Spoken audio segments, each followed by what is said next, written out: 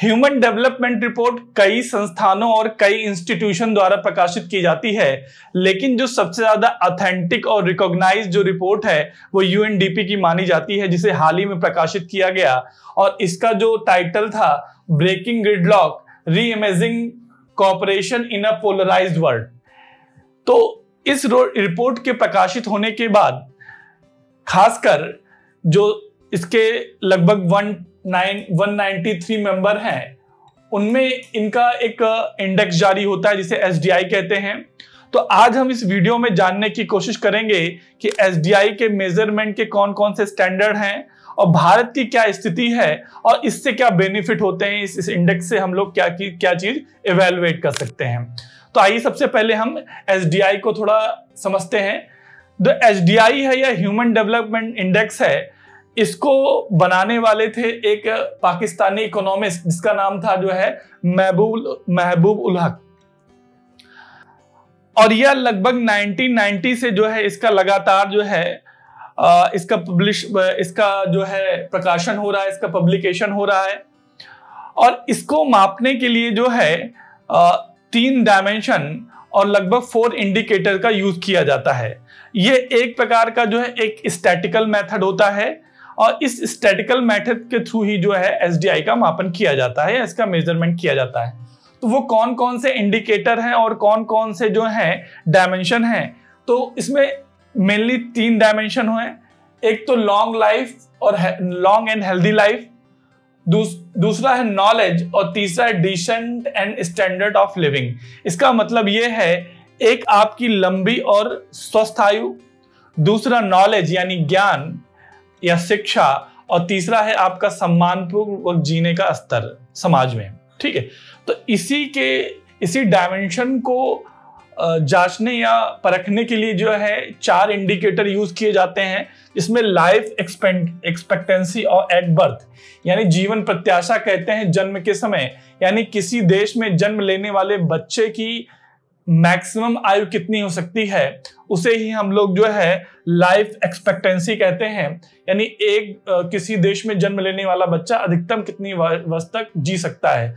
दूसरा जो है एक्सपेक्टेड ईयर्स ऑफ स्कूलिंग और mean years of the schooling, यानी जो किसी देश का जो बच्चा है वो कितने औसत अपने कितने जीवन के कितने वर्ष जो है वह स्कूलिंग करता है, यानी उससे कितना एक्सपेक्टेड है और वह औसत कितने वर्ष तक स्कूल जाता है, इसी को बोलते हैं आपका एक्सपेक्टेड ईयर्स ऑफ स्कूलिंग और मीन ईयर ऑफ स्कूलिंग।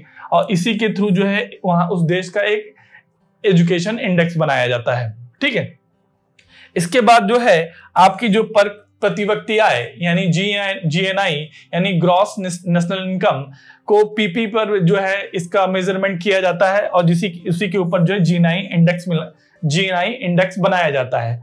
तो इन्हीं 3 इंडेक्स के बिहाफ पर जो है इनको तीनों को कैलकुलेट करके जो है फाइनली एसडीआई इंडेक्स बनाया जाता है।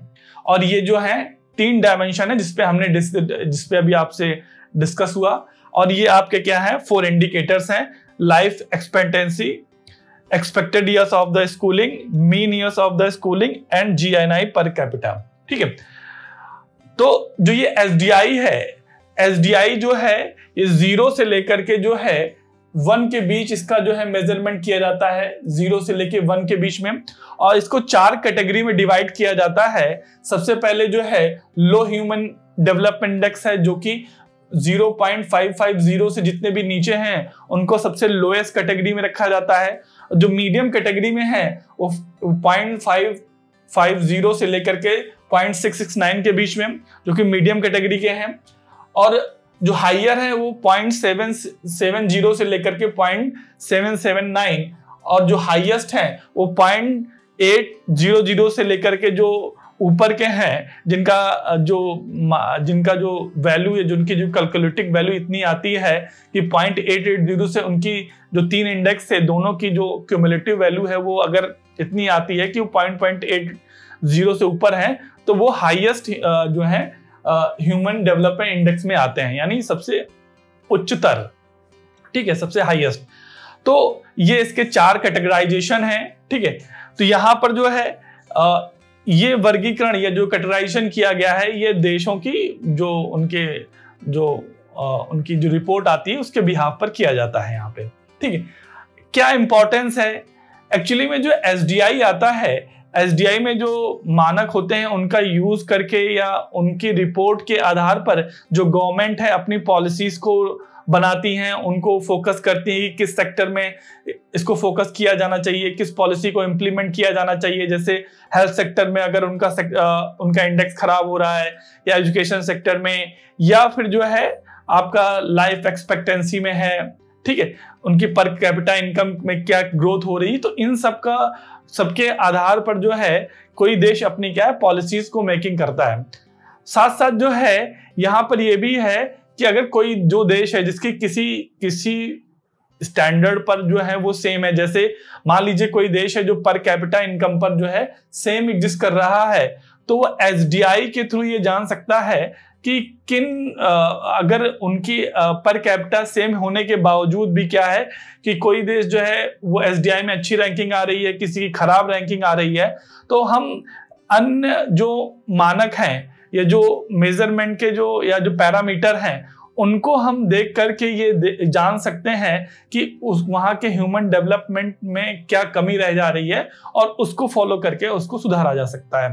तो ये इसकी इंपॉर्टेंस है।